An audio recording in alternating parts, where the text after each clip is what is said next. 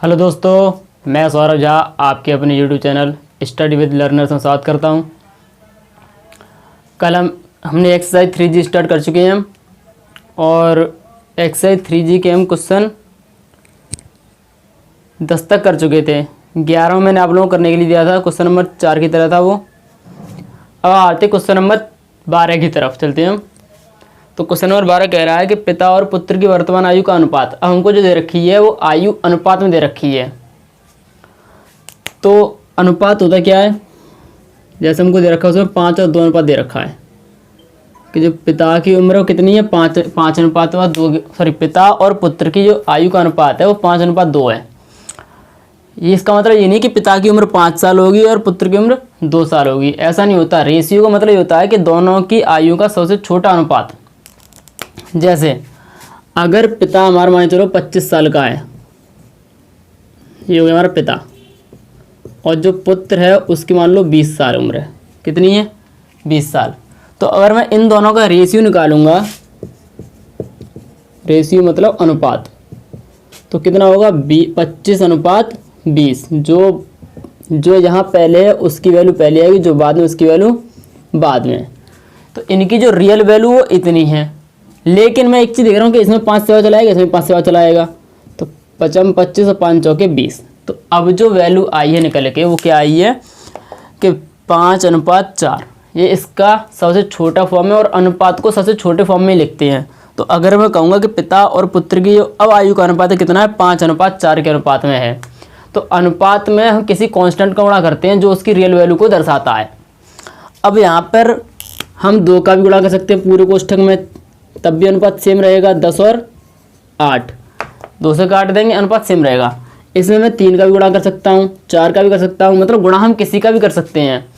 लेकिन real value के लिए हम कोई एक कांस्टेंट का गुणा करेंगे हम, जो उसकी रियल वैल्यू दिखाएगा। तो हम किसी कांस्टेंट को ले सकते हैं, हम एक्स को ले सकते हैं, वाई को ले सकते हैं, किसी को भी ले सकते हैं।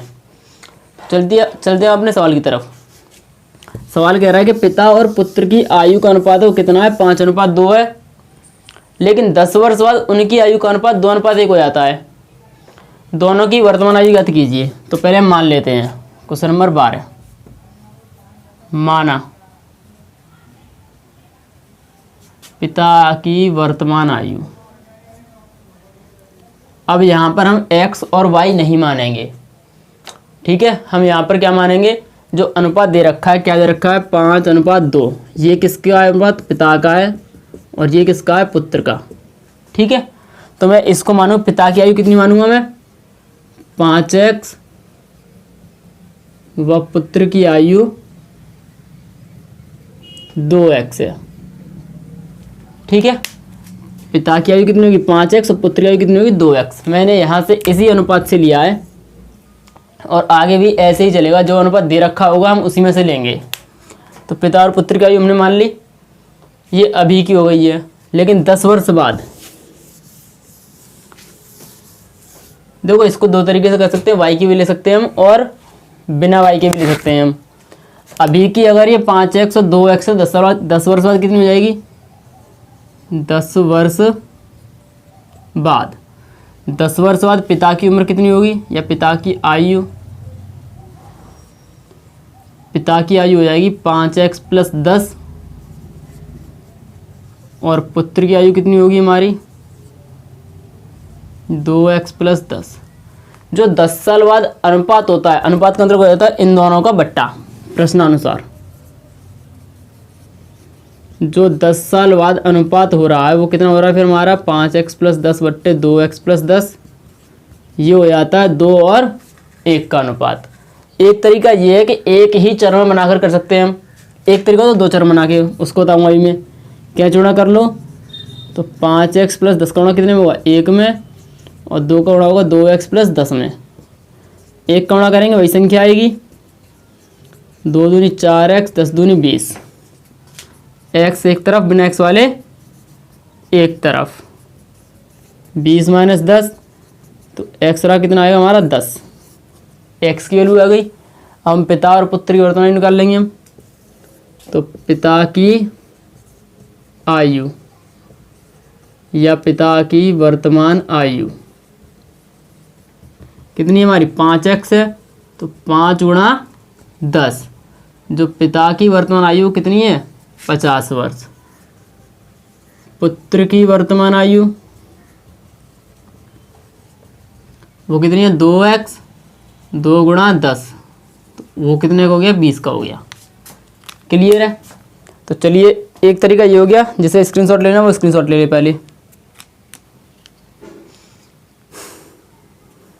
चलिए एक चीज़ समझते हैं, जैसे हमें एक अनुपात दे रखा है, जो हमारा पहला अनुपात दे रखा था 5:2, तो हम इसमें किसी कांस्टेंट को गुणा करेंगे तो एक ही कांस्टेंट का दोनों में गुणा होगा। अगर मैं यहाँ पे x का गुणा कर रहा हूँ तो x का गुणा इसमें होगा और x का गुणा इसमें होगा। ये नहीं होगा कि पिता की उम्र मान ली हमने 5x और पुत्र की मान ली हमने 2y, तो यहाँ पे x और y की दोनों की वैल्यू कैसी हो जाएंगी हमारी अलग अलग हो जाएंगी। ऐसा नहीं मानना है। तो चलिए ये हो गया हमारा x है। अब आते हैं हम 2 चर वाले में। 2 चर वाले में तो मैं इतना ही मान लूँगा मैं, जो ऊपर है वो वही रहेगा। 10 वर्ष बाद के हम अलग कर लेंगे हम। तो हम मान लेते हैं 10 वर्ष बाद पिता की आयु कितनी हो जाएगी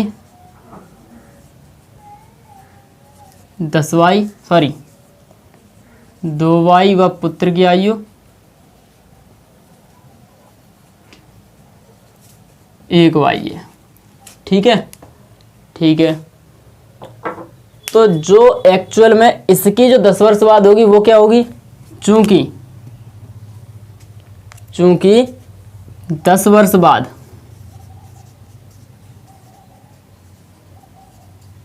पिता की आयु है वो हमने कितनी मानी, यहाँ पे मानी हमने 2y। ठीक है, लेकिन जो रियल में निकल के आएगी वो क्या आएगी, देखो 5x तो उसकी अभी की है और 10 वर्ष बाद कितनी हो जाएगी, तो इसमें क्या कर देंगे हम 10 जोड़ देंगे, तो 5x + 10y बराबर 2y। एक चीज़ समझो, मैंने बोला मेरी अभी आयु 18 साल की है, कितनी है 18 वर्ष की है मेरी भी, और 12 साल बाद मैं 30 का हो जाऊंगा। 12 साल बाद कितने का हो जाऊंगा मैं 30 वर्ष का। तो मैं इसको लिखूंगा कैसे, तो 18 में कितना जोड़ दूंगा मैं 12 तो जोड़ूंगा तभी तो कितना आएगा मेरा 30 आएगा। तो जो एक्चुअल में मैं अभी से अगर मान के चलूंगा तो मेरी 18 में कितना जोड़ना पड़ेगा मुझे 12। तो मैंने अभी की पिता की आयु मानी है वो कितनी है 5x है, 5x और 10 वर्ष बाद की मैंने कितनी मान ली मैंने 2y। तो जब 5x और 10 साल बाद कितनी होगी मेरी 2y होगी, तो 5x कितना जोड़ूंगा मैं जितने साल बाद का हूँ उतनी। तो कितने साल बाद का हूँ 10 वर्ष बाद का, तो इसमें कितना जोड़ दूंगा 10 बराबर 2y। इसको इधर ले आएंगे तो 5x - 2y + 10 बराबर 0, समीकरण नंबर 1। अब आते हैं हम 10 वर्ष बाद पुत्र की आयु लेंगे। अब हम 10 वर्ष बाद पुत्र की आयु, जो 10 वर्ष बाद पुत्र की आयु वो कितनी है हमारी 1y है, लेकिन रियल में कितनी होगी वो 2x + 10 हो जाएगी। तो 2x + 10 बराबर 1y, 2x - y + 10 बराबर 0, या 1y लिख लो, समीकरण नंबर 2। अब एक चीज़ देखो, अगर हम यहाँ पे लगाएं विलोपन विधि, तो विलोपन विधि कैसे लाएंगे हम, यहाँ पे क्या है x है कितनी 5x, यहाँ पे कितनी है 2x, तो या तो समीकरण 1 में 2 का गुणा और इसमें 5 का गुणा कर लो। चलो उसको बाद में करेंगे। y और देख लेते हैं हम, यहाँ पे क्या है -2y, यहाँ पे क्या है +-1y। तो मैं इसमें अगर 2 का गुणा कर दूँ तो यहाँ भी 2 हो जाएगा, यहाँ भी 2 हो जाएगा। तो चलो यही कर लेते हैं, सरल पड़ेगा हमको। तो समीकरण 2 में 2 का गुणा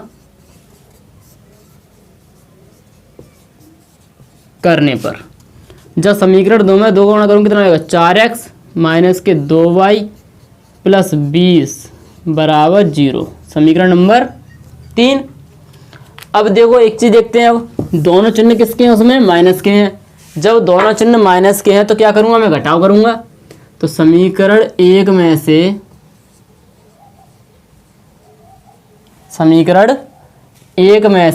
समीकरण 2 को हटाने पर, सॉरी समीकरण 2 नहीं, समीकरण 3 को हटाने पर, जब घटाएंगे तब क्या होगा 5x माइनस 2y प्लस 10 बराबर 0, 4x माइनस 2y प्लस 20 बराबर 0।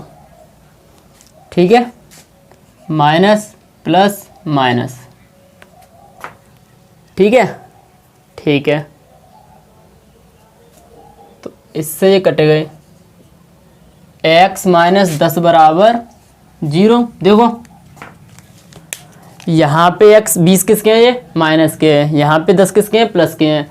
तो इसमें से इसको उठाएं तो कितना है, 10 आएगा, लेकिन चिन्ह किसका आएगा, बड़ी संख्या का, वो माइनस का है। तो ये माइनस का उधर किसका जाएगा, हमारा प्लस का। तो x की वैल्यू कितनी आ गई हमारी, 10 आ गई। ठीक है, हम यहीं से वर्तमान आयु निकाल सकते हैं, हम वर्तमान ही पूछा है ना। हाँ, तो x निकाल सकते हैं, और y निकालना चाहो तो पुट इन फर्स्ट करके y भी निकाल सकते हैं, लेकिन हमसे वर्तमान आयु पूछी है तो वर्तमान आयु मैंने x में मानी है। तब पिता की वर्तमान आयु बराबर कितना है, 5x, 5 गुणा 10, 50 वर्ष। ठीक है, अब मानेंगे पुत्र की वर्तमान आयु बराबर 2x, 2 गुणा 10 बराबर 20 वर्ष। दोनों के आंसर आ गए, यही आंसर पहले थे। तो जिसे स्क्रीनशॉट लेना है वो स्क्रीनशॉट ले ले।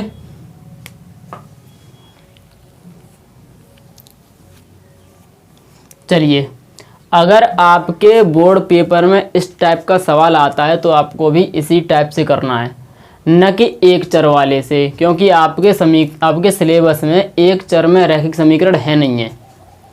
आपके सिलेबस में एक चर में रैखिक समीकरण नहीं है, 2 चर में है। तो हमको 2 चर में ही करना पड़ेगा, तो इसलिए मैंने इसको 2 चर में बनाया है। तो देखिए, दोबारा समझ लेते हैं हम। पहले मानेंगे हम पिता की जो आयु कितनी है, 5x, पुत्र की आयु कितनी हमारी 2x हो गई है।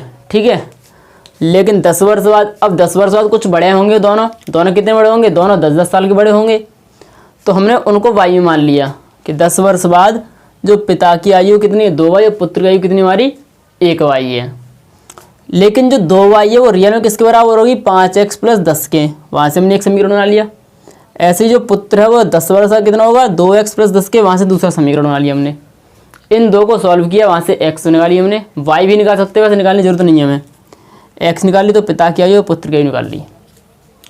चलिए अगले क्वेश्चन की बात चलते हैं। Question number 13। जो क्वेश्चन नंबर 13, 14, 15 और 16 ये चारों एक ही टाइप के हैं। तो मैं आपको क्वेश्चन नंबर 13 कर देता हूँ, जैकब वाला। क्वेश्चन नंबर 13,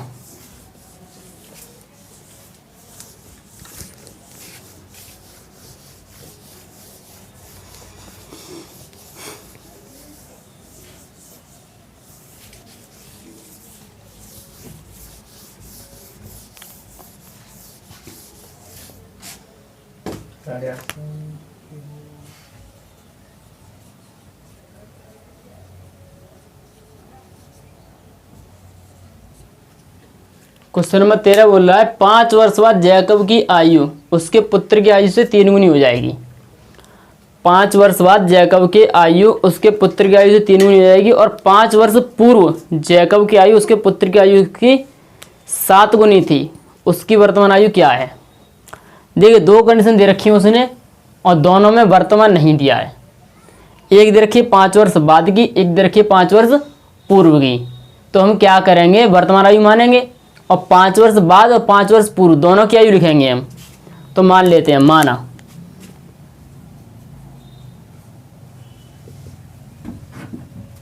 जैकब की वर्तमान आयु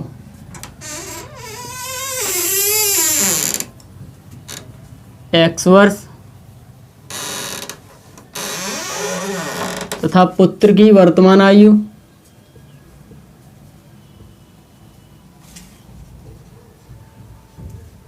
y वर्ष है। जैकब की वर्तमान आयु कितनी मानी हमने, x वर्ष, और पुत्र की वर्तमान आयु y वर्ष। तो पहली शर्त लेके चलते हैं हम।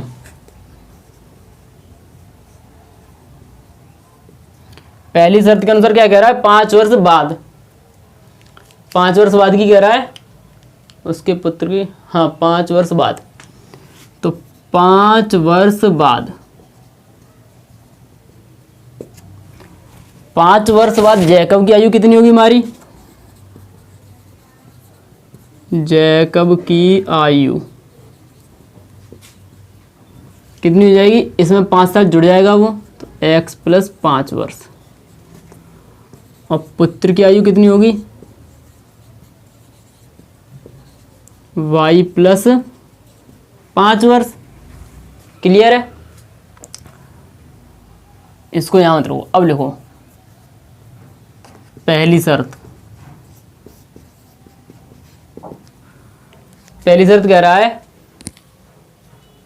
कि 5 वर्ष बाद जैकब की आयु उसके पुत्र की आयु से 3 गुनी हो जाएगी। जो जैकब की आयु है वो अपने पुत्र से कितना हो जाएगा? 3 गुना हो जाएगा।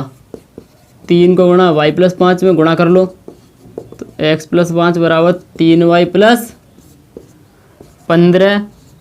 x + 5 - 3y - 15 = 0।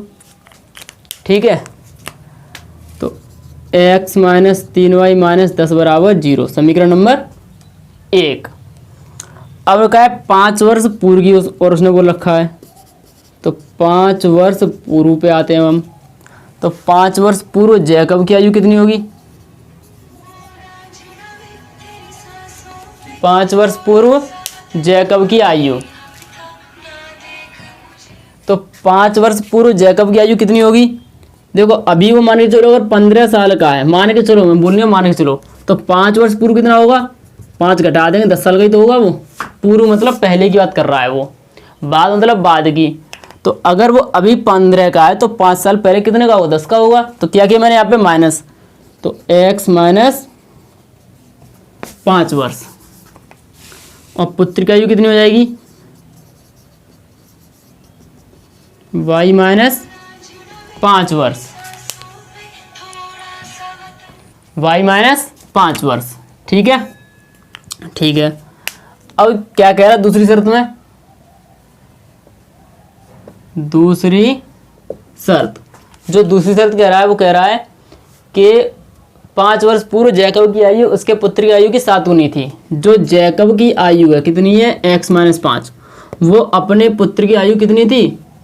7 गुनी। तो 7 को गुणा कर देंगे हम, गुणा करते हैं हम, तो x - 5 = 7y - के 35। x - 5 - 7y + 35 = 0 + 30 = 0। समीकरण नंबर 2। समीकरण नंबर 2। अब देखो समीकरण 1 ये रहा और समीकरण 2 ये रहा। तो अब हम इसमें विलोपन विधि लगा के आराम से कर सकते हैं। तो इससे आगे आप लोग कर लेना। अब तो जिसे स्क्रीनशॉट लेना वो स्क्रीनशॉट ले ले। चलिए एक बार फिर से समझते हैं इस सवाल को। देखो जैकब की वर्तमान, उसने कहा है कि 5 वर्ष बाद, हाँ 5 वर्ष बाद जैकब की आयु उसके पुत्र की आयु की 3 गुनी हो जाएगी। लेकिन 5 वर्ष पूर्व जैकब की आयु उसके पुत्र की आयु की 7 गुनी थी। तो हम पहले तो जैकब की और पुत्र की आयु मानेंगे। माना जैकब की वर्तमान आयु x वर्ष था, उसके पुत्र की वर्तमान आयु कितनी है? y वर्ष है। इतने के बाद वो 5 वर्ष बाद की बोल रहा है, तो पहले हम 5 वर्ष बाद निकालेंगे। लेकिन अभी अगर वो x वर्ष का है तो 5 वर्ष का कितने का हो जाएगा? वो x + 5 का हो जाएगा। और उसका पुत्र भी कितना बढ़ जाएगा हमारा? y + 5 बढ़ जाएगा उसका पुत्र भी। तो 5 साल दोनों बढ़ जाएंगे हमारे। तो 5 वर्ष बाद जैकब की आयु x + 5 और पुत्र की आयु y + 5।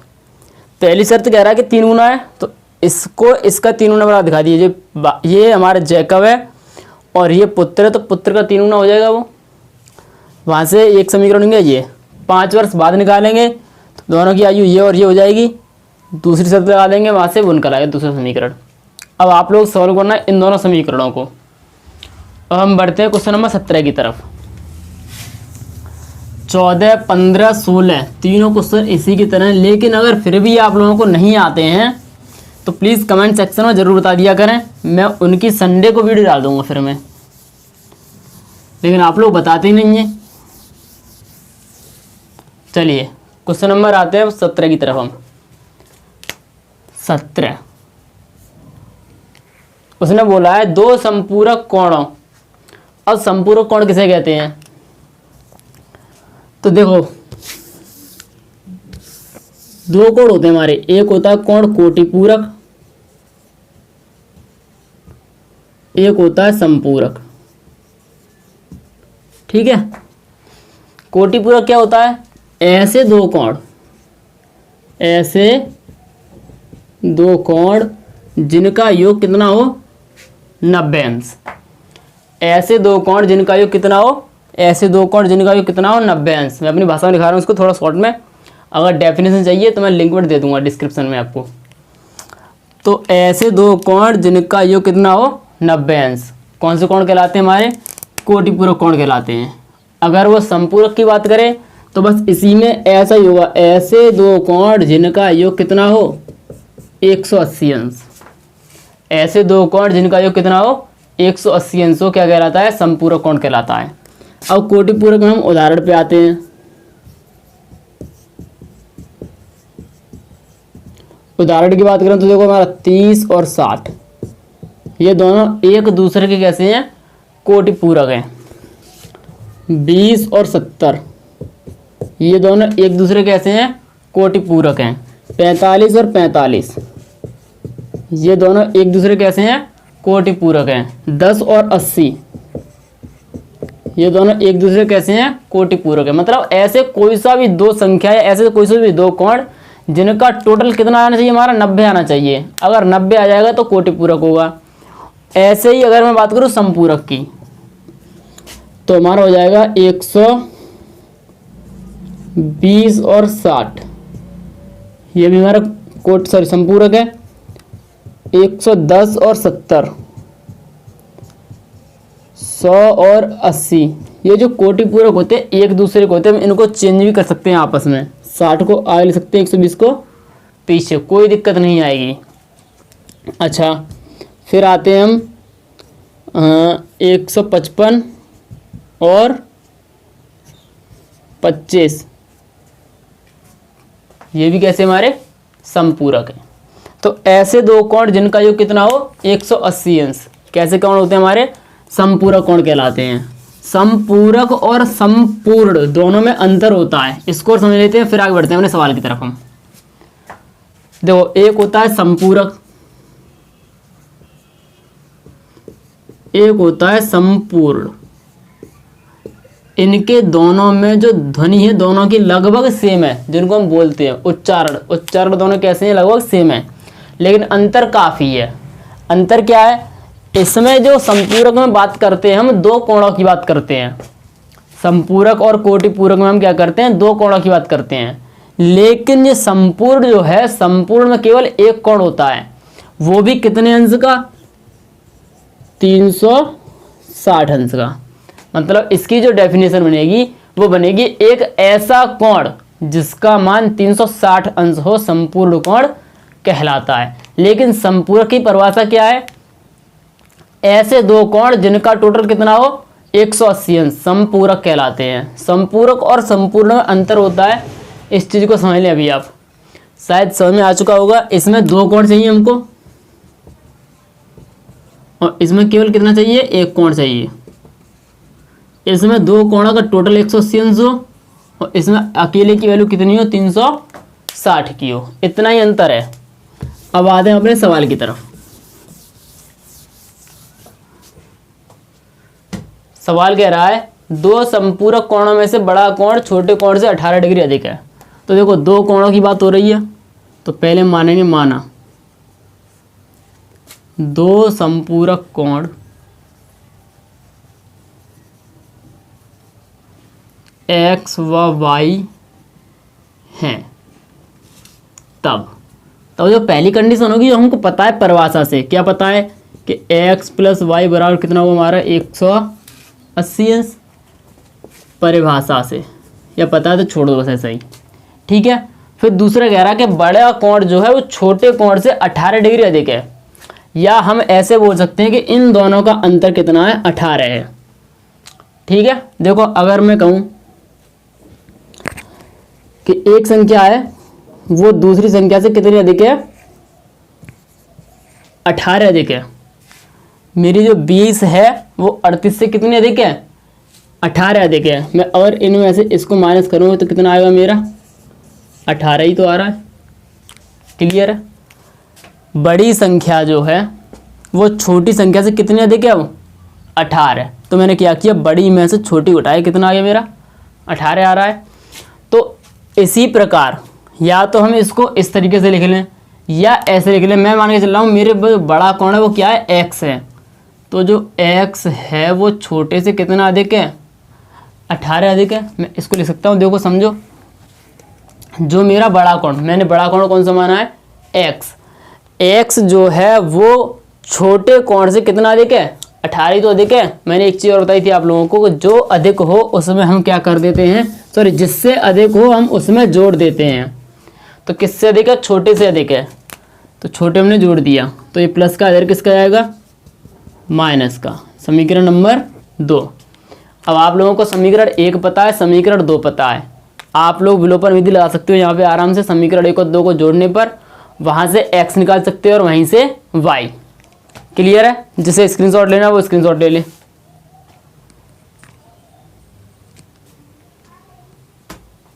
एक बार फिर से समझ लेते हैं। देखो संपूरक कोण की बात कह रहा है वो, तो संपूरक कोण ऐसे दो कोण जिनका योग कितना हो 180 अंश। तो हम पहले मान लेते हैं कि दो संपूरक कोण x और y हैं। क्लियर है, जब x और y दो कोण हो चुके हैं हमारे, तब x प्लस y पहली कंडीशन क्या बनेगी, 180 अंश।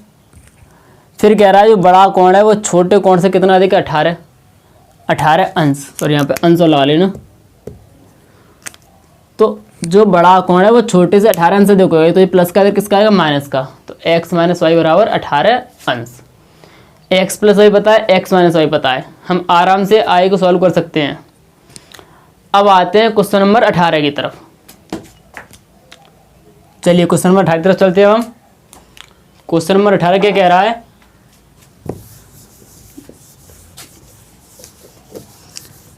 क्वेश्चन नंबर 18 कह रहा है कि एक आयत का क्षेत्रफल एक दूसरे आयत के क्षेत्रफल के बराबर है जिसकी लंबाई 11 मीटर अधिक और चौड़ाई 6 मीटर कम है। हमारे पास एक आयत है, उसकी लंबाई कुछ भी और चौड़ाई भी कुछ है, लेकिन उसका क्षेत्रफल दूसरे क्षेत्रफल के बराबर है जिसकी लंबाई जो पहले वाला आयत था उसकी लंबाई से 11 मीटर अधिक है और उसी की चौड़ाई से 6 मीटर कम है उसका क्षेत्रफल। और जो दूसरा क्षेत्रफल है उसका भी क्षेत्रफल तीसरे आयत के क्षेत्रफल के भी बराबर है जो उससे 22 मीटर लंबा और 9 मीटर कम चौड़ा है। आयत का क्षेत्रफल याद कीजिए, मतलब हमको यहाँ पे 3 आयत हैं। ठीक है, कितने आयत हमारे पास, यहाँ पे 3 आयत हैं। जो पहला आयत है उसकी लंबाई कुछ मान लो, ए और बी लंबाई कितनी मान ली हमने, ये बात करते हैं हम पहले के लिए। यहाँ पे लो फर्स्ट, यहाँ पे आते हैं हम सेकंड वाले की और यहाँ पे आते हैं हम थर्ड वाले की। ठीक है, ये हमारी लेंथ है, ये हमारी ब्रेड्थ है, लंबाई और चौड़ाई। तो हमने मान लिया जो पहले वाले की लंबाई है वो कितनी है, x है, और चौड़ाई कितनी है हमारी, y है। ठीक है, फिर वो कह रहा है कि जो दूसरा आयत है वो जो पहले वाले आयत है उसकी लंबाई से तो 11 मीटर अधिक है। तो x प्लस 11, इसकी लंबाई कितनी हो जाएगी, ये लंबाई चलेगी इधर चौड़ाई चलेगी, तो इसकी लंबाई कितनी होगी, दूसरे वाले आयत की लंबाई कितनी हो गई, x प्लस 11। लेकिन चौड़ाई कितनी होगी, y माइनस 6। चौड़ाई कितनी होगी इसकी, y माइनस 6। क्योंकि जो पहले वाले आयत है उसकी चौड़ाई से वो 6 मीटर कम है। फिर बात करते हैं तीसरे की। जो तीसरा कह रहा है वो क्या कह रहा है, जो पहले वाले से 22 मीटर अधिक है। तो पहले वाले से कितना हो गया, 22 मीटर अधिक, लेकिन जो उसकी चौड़ाई होगी वो कितना कम है, 9 मीटर कम है। तो y माइनस 9। लेकिन इन तीनों का जो एरिया है L इंटू बी वो तीनों में कैसा है, समान है। मान के चलो वो कांस्टेंट कितना आ रहा है हमारा, C। इन तीनों का जो क्षेत्रफल होगा वो क्या होगा, तीनों आपस में बराबर होंगी। तो देखो हमें क्या करना होगा, हम एक समीकरण बना लेंगे इस और इससे, वहाँ से हमको a और b की वैल्यू निकल आएगी या x और y की वैल्यू निकल आएगी। फिर क्या करेंगे, हम एक समीकरण या तो इन दोनों से बना लेंगे या a और इससे बनाएंगे, वहाँ से हमको एक समीकरण बन जाएगा। 2 समीकरण में लेंगे, 2 चर दे रखे हैं हमको। जब 2 समीकरण दिए हों और 2 चर दिए हों तो हमारे पास उसको सॉल्व करने की 3 विधि हैं, बड़े आराम से कर लेंगे। तो चलिए चलते हैं हम क्वेश्चन नंबर 19 की तरफ।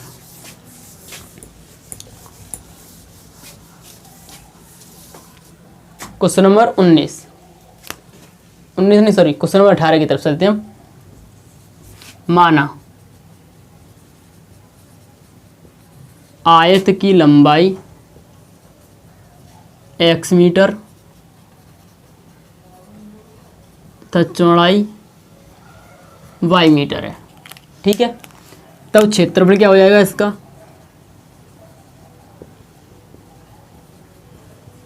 लंबाई गुणा चौड़ाई। जो आयत का क्षेत्रफल होता है वो क्या होता है, लंबाई गुणा चौड़ाई। तो एक्स वाई, ये आ गया पहले का क्षेत्रफल। अब बात करते हैं दूसरे आयत के लिए। दूसरे आयत के लिए, दूसरे आयत के लिए जो आयत की लंबाई होगी वो क्या होगी, आयत की लंबाई जो पहले वाले आयत की लंबाई है उससे कितना अधिक है, वो 11 मीटर अधिक है। आयत की चौड़ाई कितनी होगी, यहाँ से जो चौड़ाई होगी वो कितनी होगी, वाई माइनस 6 मीटर। जो पहले से जो पहली चौड़ाई है उससे 6 मीटर कम है। तो अगर मैं यहाँ से क्षेत्रफल की बात करूं, आयत का क्षेत्रफल क्या, तो लंबाई गुणा चौड़ाई। मैं सूत्र बार बार नहीं लिख रहा हूँ, डायरेक्ट कर रहा हूँ। तो लंबाई कितनी है मेरी, x + 11 और y माइनस 6 चौड़ाई हो गई। प्रश्नानुसार, प्रश्न क्या कह रहा है, प्रश्न के अनुसार ये कि ये इस चीज़ के बराबर है। जो एक्स वाई है, या इसको ऐसे लिख लो, x + 11 और y माइनस 6, या ऐसे लिखो, पहले आयत का क्षेत्रफल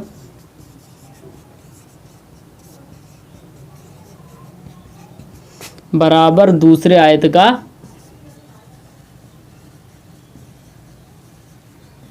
क्षेत्रफल। पहले आयत का क्षेत्रफल कितना हमारा, एक्स वाई, दूसरे कितना है, x + 11 और y माइनस 6। गुणा कर लेते हैं हम, तो ये तो ऐसा ही रहेगा, xy minus 6x + 11y minus के 66। देखो इस x का गुणा करेंगे इस पूरे कोष्ठक में, तब क्या होगा, xy माइनस के 6x। फिर इस 11 का गुणा करेंगे इस पूरे कोष्ठक में, तब 11y माइनस के 66। अच्छा, इसको ले जाओ इधर, तो 0 बराबर xy minus xy minus 6x + 11y minus के 66। xy से xy कट गया, 0 बराबर माइनस 6x + 11y माइनस के 66। समीकरण नंबर 1, समीकरण 1 मिल चुका। अब बात करें तीसरे आयत की। तो तीसरे आयत के लिए,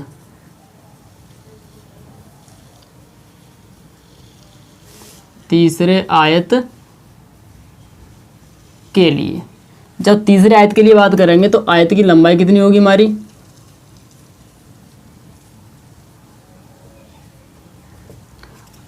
आयत की लंबाई क्या कह रहा है, वो पहले वाले आयत से 22 मीटर अधिक है। तो पहले कितनी है, x + 11, सॉरी पहले कितनी है, x है केवल, उससे कितना हो जाएगा, 22 मीटर अधिक। आयत की चौड़ाई कितनी होगी यहाँ पे, अब 9 मीटर कम है। तब आयत का क्षेत्रफल कितना होगा, x + 22 और y माइनस 9। क्लियर है, चलिए यहाँ तक सभी को क्लियर है। अब क्या करेंगे हम, देखो एक चीज़ है, या तो आप लोग ऐसा कर लें, कैसा, जो तीनों के क्षेत्रफल हैं आपस में बराबर हैं, या तो आप लोग इसको इसके बराबर दिखा दें, या इस वाले क्षेत्रफल को इस वाले क्षेत्रफल के बराबर दिखा दें। तो मैं इसको इसके बराबर दिखा देता हूँ। तो दूसरे आयत का क्षेत्रफल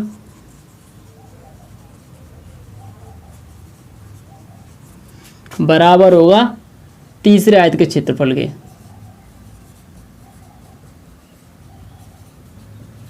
दूसरे आयत का क्षेत्रफल कितना हमारा, x + 11 y माइनस 6,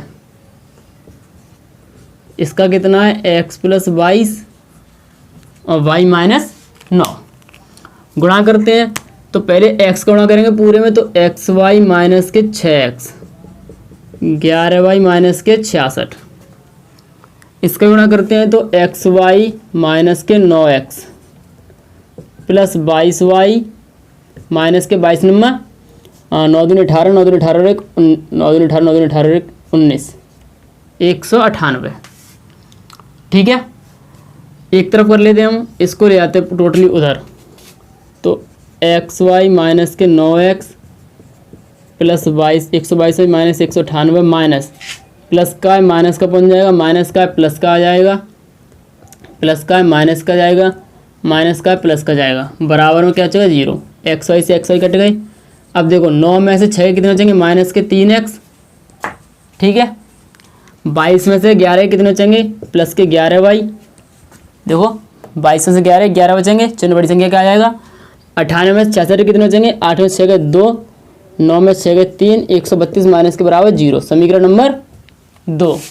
यहाँ पे माइनस चिन्ह क्यों आएगा, क्योंकि बड़ी संख्या किसकी, माइनस की है। अब एक चीज़ देखो, यहाँ पे y किसकी है, प्लस की है, और कितने 11 हैं। यहाँ भी y कितनी है, प्लस की है, कितने 11 हैं। समीकरण 1 में से समीकरण 2 को हटा दो, तो समीकरण 1 में से समीकरण 2 को घटाने पर, जब घटाएंगे तब क्या होगा, माइनस के 6x प्लस 11y माइनस 66 बराबर 0, माइनस के 3x प्लस 11y माइनस के 132 बराबर 0, प्लस माइनस प्लस। ठीक है, ये कट गए, तो यहाँ पे कितना बचेगा, माइनस के 3x, तो 6 में से 3 जाएंगे, 3 बचेंगे, 132 में 66 कितने बचेंगे, 66 बराबर 0, 12 में 6 गए 6, 12 में 6 गए 6, ये प्लस का उधर किसका आएगा, माइनस का, माइनस के 66, x और r माइनस 66 माइनस 3, तो जो x और r निकलेगा कितना आएगा हमारा 22, x निकल आया। इसको पुट कर दो किसी में ही, फर्स्ट सेकंड किसी में भी कर दो, तो फर्स्ट या सेकंड में पुट कर देंगे, तो वहाँ से y निकालेंगे, पुट इन सेकंड, तो माइनस के 3 गुणा 22 प्लस 11y माइनस के 132 बराबर 0, 22 3 66, 11y माइनस 132 बराबर 0, तो 66 और 32 कितने हो जाएंगे हमारे, माइनस के 6 और 2 8, 9 198 बराबर 0, 11y बराबर 198, y बराबर 198 बट्टे 11, y बराबर 11 11 88, y बराबर कितना आ गया हमारा 18। हमसे पूछा क्या है, हमसे पूछा क्षेत्रफल। ऊपर कर देता हूँ, थोड़ा जगह नहीं है नीचे। तो आयत का क्षेत्रफल क्या होगा हमारा, कोई से भी आयत का क्षेत्रफल निकाल लो, सबके बराबर आएंगे, चाहे इसका निकाल लो, चाहे तीसरे का निकाल लो, चाहे पहले का निकाल लो। तो पहले का निकालता हूँ मैं, x इंटू वाई। एक्स कितना हमारा, x 22 है, और y कितना हमारा 18। 22 को गुणा करना कितने में है, 18 में गुणा करना है, तो करते हैं गुणा। 18 दूनी 36, 18 दूनी 36, 36 और 3 39, 396 मीटर स्क्वायर। तो ये जो आयत का क्षेत्रफल आया कितना है, 398 मीटर, सॉरी 396 मीटर स्क्वायर आया है। जिसे स्क्रीनशॉट लेना वो स्क्रीनशॉट ले ले।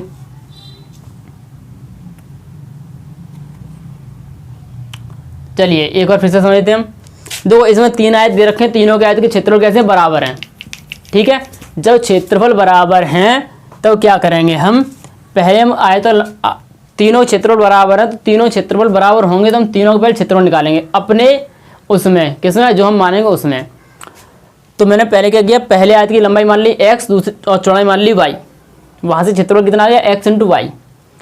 दूसरे में बात की है, दूसरे में कहा उसने कि जो पहले वाले आयत की लंबाई है उससे 11 मीटर अधिक है और जो चौड़ाई है उससे 6 मीटर कम है। तो मैं लंबाई चौड़ाई निकाल ली, वहाँ क्षेत्रफल निकाल लिया। पहला क्षेत्रफल दूसरे बराबर हो जाएगा, वहाँ से एक समीकरण बन गया। फिर मैंने तीसरा निकाला, तीसरा कह रहा है पहले से 22 मीटर अधिक है लेकिन चौड़ाई 9 मीटर कम है। तो पहले से 22 मीटर अधिक होगा, चौड़ाई कितनी होगी, 9 मीटर कम। वहाँ से एक और इक्वेशन निकाली। अब हमको पता है कि ये पहला समीकरण ये है, दूसरा समीकरण ये है। अगर हम इन दोनों को हल करेंगे तो हमारे पास 3 विधि हैं, विलोपन विधि, प्रतिस्थापन विधि या वज्रगुणन विधि। कोई सी भी लगा दो। मैंने यहाँ पे देखी विलोपन विधि से बहुत सरल हो जाएगा। क्यों, क्योंकि यहाँ पे 11y और यहाँ भी कितना 11y और दोनों के चिन्ह कैसे हैं, सेम है, तो घटा देते हैं हम।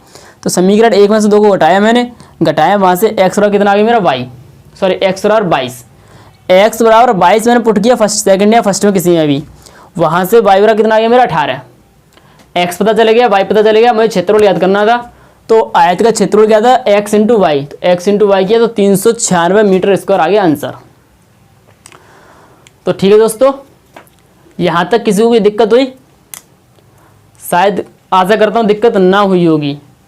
तो ठीक है, आज की वीडियो में खत्म करते हैं। धन्यवाद।